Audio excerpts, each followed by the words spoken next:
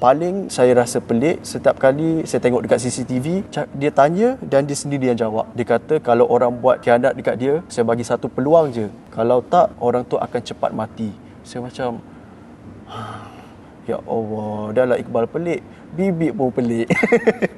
Itulah cerita usahawan Iqbal Zulkifli apabila ditanya mengenai keberadaan pembantu rumahnya yang dulu sering membuat konten bersama di media sosial.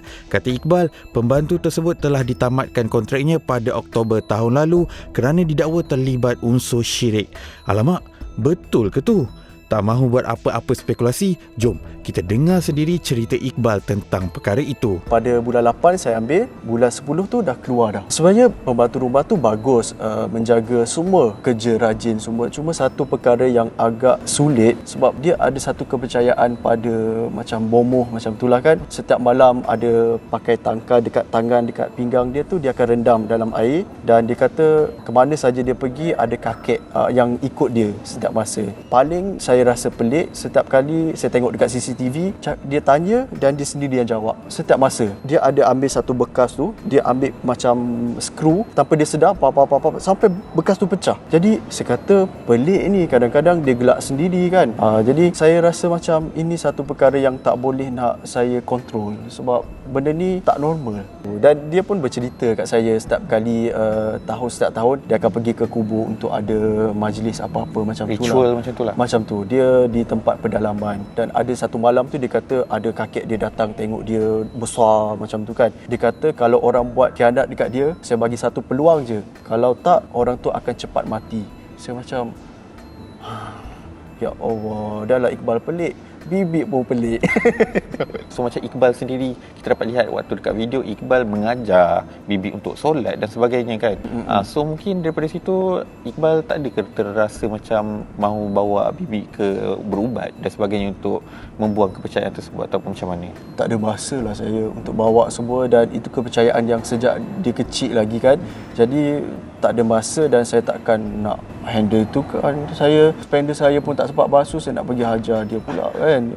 So bila Iqbal sendiri dah terminate kontrak dengan dia kan, Iqbal sendiri selepas tu ada tak apa-apa yang macam rasa pelik ke apa ke dalam kehidupan Iqbal? Tak tahu, cuma berat saya semakin banyak tu saya makan banyak rasanya. Yang lain tak ada. Makin sendu sebab saya diam kan. Sama je kot. Lain okey je. Ke sebab terminate daripada bibik tu Iqbal semakin sendu? Tak. Sumpahan bibik orang tu. Bukan, saya memang diam lama sebab saya rasa saya dah terlebih famous, kena diam sekejap.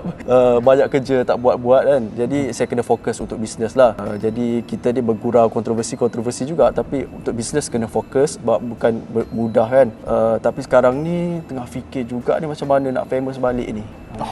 Itulah. So bila Iqbal cakap pasal kontroversi lah, macam baru-baru ni kita dapat tahu usahawan sensasi Datuk Sri Vida terpalit dengan isu La Vida Coin yang sampai akan ada orang nak saman pihak DSV sehingga berpuluh juta. So macam Iqbal sendiri ada yang memetik nama Iqbal, macam Iqbal pun bersekongkol dalam perbuatan tersebut kan, sebab benda tu dah lama waktu Iqbal masih dengan DSV. So mungkin Iqbal boleh kongsi ataupun ceritakan perkara sebenar dekat orang kat luar sana.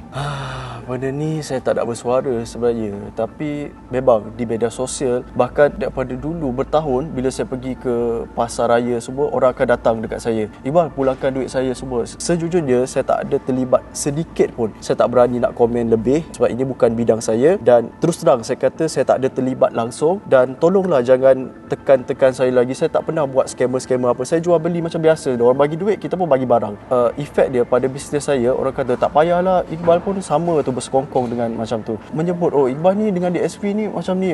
Tak, saya dulu bekerja dan saya buat sales dulu yang saya sebut 400,000 sehari tu hanya retail, jual beli barang. Kita bungkus sampai penuh dalam pejabat tu barang yang saya buat. Itu saja. Cuma saya tertekan. Pergi majlis berbuka puasa pun orang cakap, kakak masuk benda ni ribu tapi tak dipulangkan macam tu kan. Saya tak tahu apa. Okey, untuk semua netizen yang mengatakan saya join La Vida Coin, setegasnya saya di sini nak bagi tahu saya langsung tak terlibat 0%. Jangan komen benda tu dekat media sosial saya semua sebab saya langsung tak terlibat dan saya langsung tak arif tentang ini. Harap semua isu ini dapat diselesaikan dengan baik dan jangan petik nama saya lagi.